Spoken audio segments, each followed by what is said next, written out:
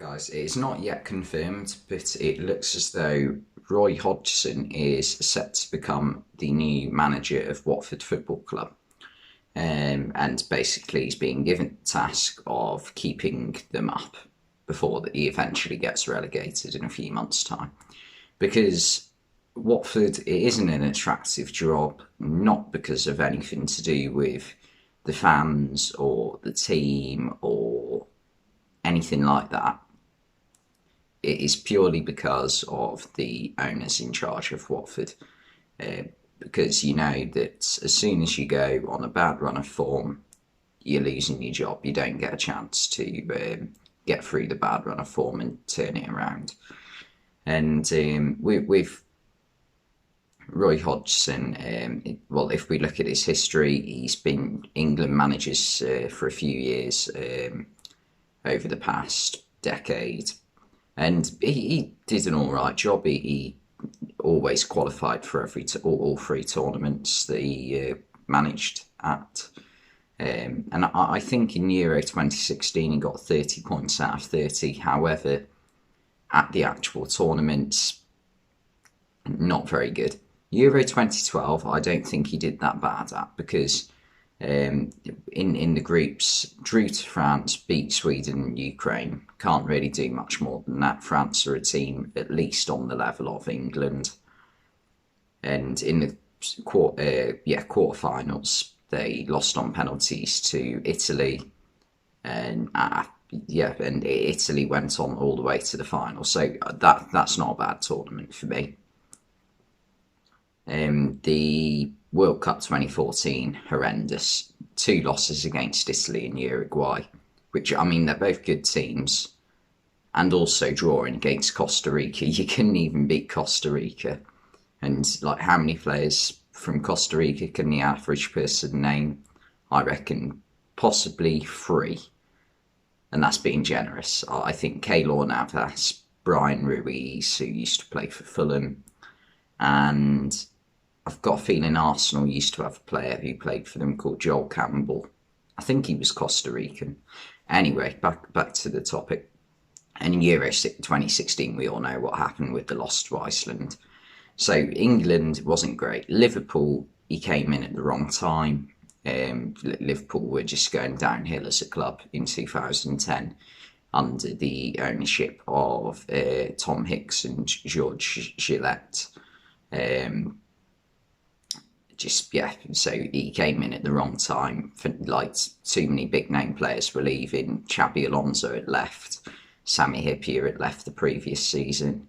Fernando Torres was on his way out to Chelsea just after Roy Hodgson got the sack. And, you know, it was a poor time to be in charge of Liverpool. So I don't think you can judge him too much on that, even though he didn't do a great job. Crystal Palace, what I will say though, is he did a brilliant job at Crystal Palace, I think. Now, he's not the most tactically inventive manager of all time, but he definitely kept Crystal Palace in the league and made them a solid mid-table club for a few seasons. In 2017-18, after 4 games under Frank de Boer, I think they lost all 4. And it looked as though they were going down. So he did really well to make an instant impact and keep them up and keep them, you know, safely above relegation for how many years was he there? 17, 18, 18, 19, 19, 20, 20, 21, 4 years. So, yeah, he did a good job overall at Crystal Palace. And he also did a good job at Fulham. Getting them to a Europa League final is an achievement. So he's a good enough manager, and he's got lots of Premier League experience. That I think is definitely established.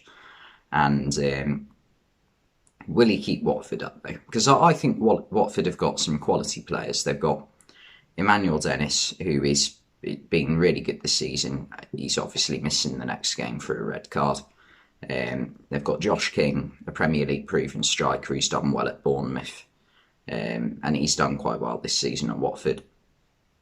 They've got players in midfield with Premier League experience, Moussa Sissoko and Tom Cleverley, both decent enough players to play in the Premier League. However, defence looks like it's the main problem for Watford. They've got, who've they got in defence? They've got Craig Cathcart, who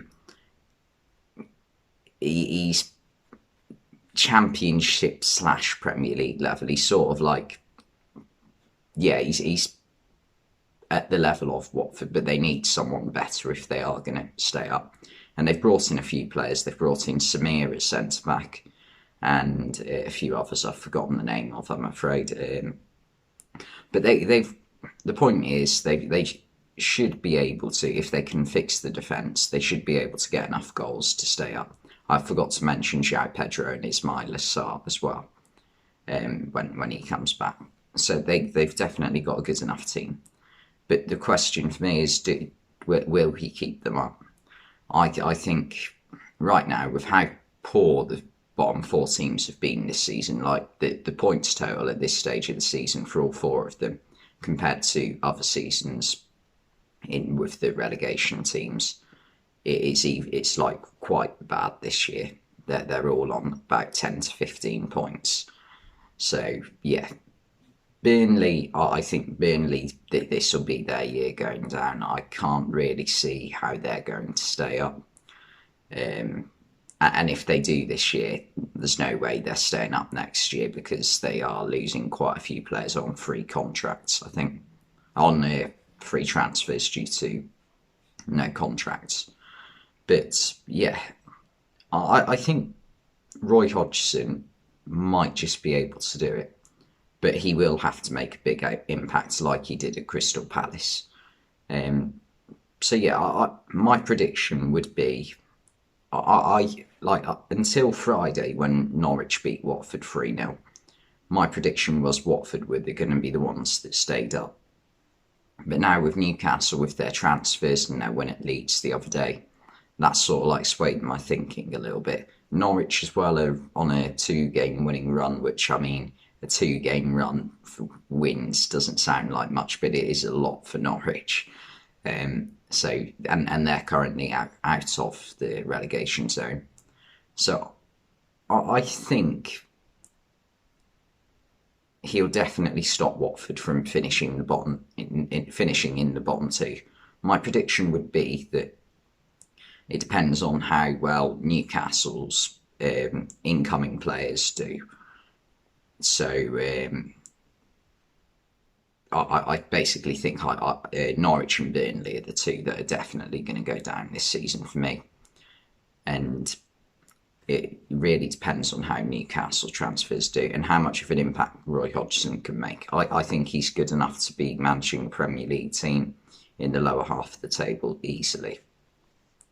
So I'll make a prediction that Watford finish 18th. I think Newcastle might just stay up, annoyingly enough, as much as everyone in the world wants them to go down, because it'd be the funniest thing ever seeing the richest team in the world go down into the 2nd division.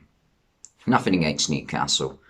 I think they've got great fans, and they're a team that's got a lot of history despite the lack of success with trophies, but everyone wants them to go down. I think Newcastle fans can even admit to themselves, if it was another club in the situation of Newcastle, they would be wanting they would be wanting that club to go down. But yeah, anyway, I don't think he'll be able to do it, Roy Hodgson. That's my prediction. But I think, and also, if he doesn't do it, he's going to go at the end of the season, because that's what Watford do.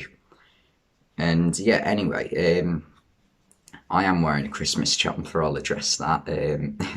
I have no other jumpers and it is quite cold. But anyway, thanks for watching and I'll see you next time.